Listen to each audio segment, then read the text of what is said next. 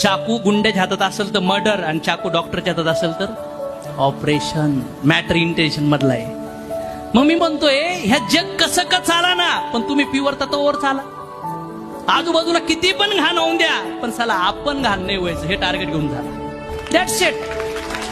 किती जण जगायला चालू करणार इथून पुढे? सर जगणार सर आपली जिंदगी आता. बस आपल्या घरामध्ये स्वर्ग तयार करणार आता सर. धनाधन धनाधन. पण काही असं असतं कळतंय पण वळत नाही सर. इथं बसल्यानंतर सर एकदम माइंड ओके होऊन जातो. बाहेर गेलं का आम्ही ते डुक्कर माहिती तुम्हाला, त्याला जर आंघोळ बिंगोळ घातली, कपडे बिपडे घातले, परफ्यूम बिरफ्यूम मारला तर काय करणार डुक्कर नंतर जाऊन? कारण की डुकराच्या सवय डुकराचे विचार आहेत, बरोबर ना? तसं आपण लवकर घाण नाही होणार, पण तुम्ही ह्या वातावरणात संगतीला नाही राहिले तर घाण व्हायला चालू होणार म्हणजे होणार. म्हणून मला असं वाटतं कॉन्शियसली जगा, मनापासून जगा. गाडी घ्या, घर घ्या, नाव कमवा, पैसे कमवा, मान सन्मान करा, सगळं करा, भोग घ्या. पण जर कोणी रडताना दिसला ना तर अश्रू असे पुसा की साला त्याला सांगा हे रडण्याचे कारण कोण आहे, तुझे कर्म.